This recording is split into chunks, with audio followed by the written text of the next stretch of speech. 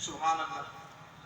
انسان کے سیدھی طرف اور انسان کے الٹی طرف، دائیں اور بائیں جانب، سیدھی طرف والے کو کرام اور منکر کرامن کاتبین کہتے ہیں. یہ دونوں لکھنے والے فرشتے. اچھا کیا لکھتے ہیں؟ تمہارا ساتھی بن کے وہ لکھتے ہیں کہ میرے ساتھی نے آج کیا کیا. سبحان اللہ. دوست اسی کو کہتے ہیں کہ جو اس کے ساتھ اچھائی کی ہو اسے بھی یاد رکھے، برائی کی ہو اسے اس طور پر یاد رکھے کہ دوبارہ ایسا نہیں کرنا ہے. آپ نہیں سمجھے؟ برائی کی ہو تو اس کو ایسے یاد رکھنا ہے کہ یہ نہیں کرنا ہے. ہم برائی کو کیسے یاد رکھتے ہیں؟ آج کے بعد میرے گھر پہ مت آنا، تم نے میرے ساتھ یہ کیا. یہ ہماری دوستی اور فرشتوں کے ساتھ دوستی کا فرق ہے. کرامن کاتبین میں بھی دونوں سردار نہیں ہیں. اللہ نے سیدھی طرف والے کو سردار بنایا ہے. فرشتے دو رکھے ہیں، ان دونوں میں دونوں سردار نہیں ہیں. سیدھی طرف والا سردار ہے جو نیکیاں لکھتا ہے، اس کو سردار بنایا ہے. نیکی لکھتا ہے تو وہ تو لکھ لیتا ہے نیکی. تو برائی والا فرشتہ دیکھتا ہے بندے نے تو نیکی کی، اس کے ساتھی نے اس کے نامہ اعمال میں نیکیاں لکھی، اور جب وہ برائی کرنے لگتا ہے. بات تو سمجھ آ رہی ہے کچھ صاحبوں؟ او اہل سنت و جماعت، سنیوں، عشق مصطفیٰ اپنے دلوں میں رکھنے والوں، کچھ سمجھ آ رہا ہے؟ جب نیکی کرتے ہیں تو فرشتہ لکھتا ہے خوشی خوشی.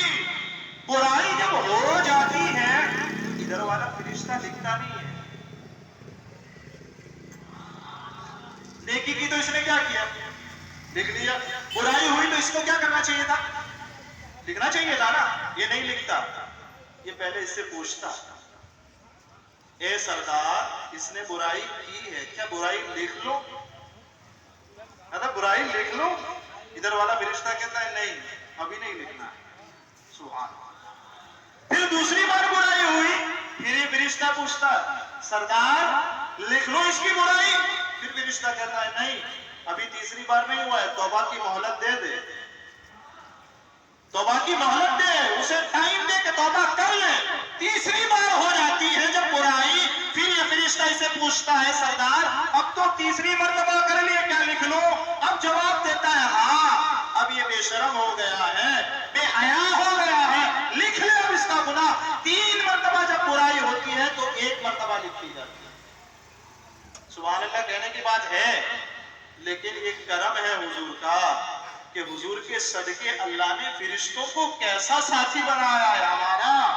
اب آپ کو یہ سمجھنا چاہیے کہ ہمارے دنیاوی ساتھی ہو نہ ہو، فرشتے اتنے بہترین ساتھی ہیں کہ اگر اسے راضی رکھا جائے ہمیشہ تو یہ والا فرشتہ زندگی میں کوئی گناہ لکھنے والا ہی نہیں ہوتا.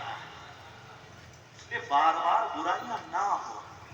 ایک برائی ہو گئی، سمجھ آ گیا کہ یہ برائی تھی، اس کو ختم کریں. آگے حضور علیہ السلام کی حدیث پاک میں ایک فرشتہ اللہ نے کائنات میں ایسا پیدا فرمایا ہے جو فرشتہ انسان کی پیشانی کو ہمہ وقت ہمیشہ دیکھتا رہتا ہے.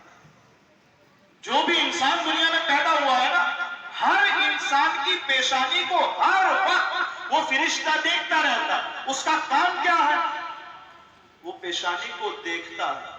جب بھی بندہ سجدے میں سر رکھ کے پیشانی کو اللہ کی بارگاہ میں جھکاتا ہے، وہ فرشتہ فوراً ہاتھ اٹھا کے کہتا ہے پروردگار عالم تیرے اس بندے نے تیرے وعدے پر عمل کیا، اس کے گناہ معاف فرما دے، اس کی بخشش و مغفرت فرما. فرشتے کی ڈیوٹیاں ہیں کس کے لیے؟ تم اور ہم جیسے گنہگاروں کی بخشش کی دعا کرنے. اگر ہمیں اپنا مقام نہیں سمجھ آتا تو ہم کیا کر سکتے ہیں؟ تم کسی کی قدر کرو نہ کرو، اپنے آپ کی تو کرو کہ جب بھی تم سر سجدے میں رکھتے ہو اللہ کا نوری فرشتہ تمہارے لیے دعا کرتا ہے اللہ اس نے اپنی مقدس پیشانی تیری بارگاہ میں جھکا دی ہے تو اس کی بخشش و مغفرت فرما دے. سبحان اللہ. سبحان اللہ کہیے. پھر یہ سن کے پیچھے والے بولے سبحان اللہ. آپ کو خالی ایسے ہی بیٹھنے نہیں آتے ہیں یار، کچھ آئے ہیں کر رہے ہیں اچھا کیجیے. ہم آپ کو نہیں کہہ رہے ہیں بند کر دیجیے، کر رہے ہیں اچھا کیجیے. نبی اکرم صلی اللہ علیہ وسلم ارشاد فرماتے اللہ نے ایک اور فرشتہ پیدا فرمایا. آقا وہ کیا کرتا؟ کہا وہ میرا میرا امتی جب بھی مجھ پہ درود پڑھتا ہے فوراً لے کے میری بارگاہ میں آتا ہے۔